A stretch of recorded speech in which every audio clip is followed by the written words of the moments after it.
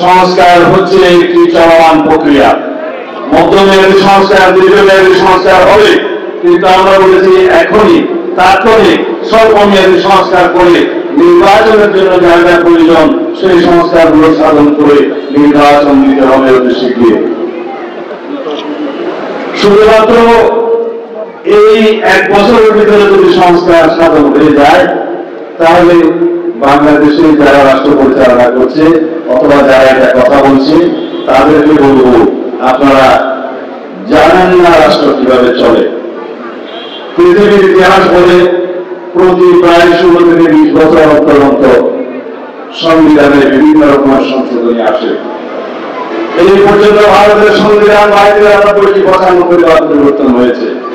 আমেরিকার সংবিধান প্রণয়নের পরে এই পর্যন্ত 27 বার বেশি পরিবর্তন হয়েছে। পৃথিবীর বিভিন্ন দেশে সমাজের প্রয়োজনে, মানুষের প্রয়োজনে সামাজিক বিবর্তনের মধ্য দিয়ে যেতে হয়, সংস্কারের মধ্য দিয়ে যেতে হয়। বাংলাদেশে যত কিছু সাংবিধানিক সংস্কার হয়েছে বিএনপির হাত ধরে এসছে। আমি বলতে পারি আপনাদেরকে, সময় বেশি নেই, যারা চতুর্থ সংশোধনের কথা বলেন বাকশাল, সেই বাকশালকে বিলুপ্ত করে 1969 সালে 1979 সালে 5ম সংশোধনের মধ্য দিয়ে রাষ্ট্রপতি জিয়াউর রহমান প্রথম বৈপ্লবিক সংস্কার করেছে সংবিধানে, সেটা বহুদলীয় গণতন্ত্র প্রবর্তনের মধ্য দিয়ে। খালেদা জিয়া দ্বাদশ সংশোধনের মধ্য দিয়ে তিনি এখানে পার্লামেন্টারি টাইপ অফ গভর্নমেন্টের সংসদীয় রাজনীতির পরিবর্তন করেছেন, প্রবর্তন করেছেন। ত্রয়োদশ সংশোধনের মধ্য দিয়ে এই দেশে কেয়ারটেকার ব্যবস্থা প্রচলন করেছেন। এইভাবে অবিরাম রাষ্ট্রীয়, সাংবিধানিক, গণতান্ত্রিক এবং উন্নয়নের প্রগতির জন্য যত রকমের সংস্কার সাধন হয়েছে, আমাদের বিএনপির বাংলাদেশ জাতীয়তাবাদী দলের হাত ধরে হয়েছে, শহীদ রাষ্ট্রপতি জিয়াউর রহমানের হাত ধরে হয়েছে, দেশনেত্রী এবং খালেদা জিয়ার হাত ধরে হয়েছে। সুতরাং বন্ধুগণ, আহ্বান করব, আগামী দিনে যে গণতান্ত্রিক বাংলাদেশ আমরা পেতে যাচ্ছি, বিনির্মাণ করার আমাদের শপথ আছে, শহীদের রক্তের শপথ আছে, গণ অভ্যুত্থানের আকাঙ্ক্ষা আছে, সারা বাংলাদেশের মানুষের প্রত্যাশা আছে।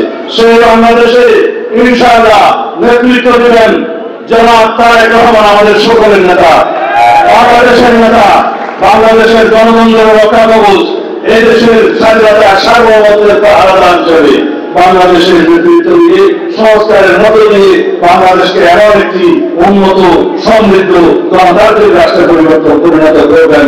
সেই রাষ্ট্র গড়ার জন্য আমরা সকলেই ঐক্যবদ্ধ থাকতে হবে। ঐক্য আমাদের শক্তি।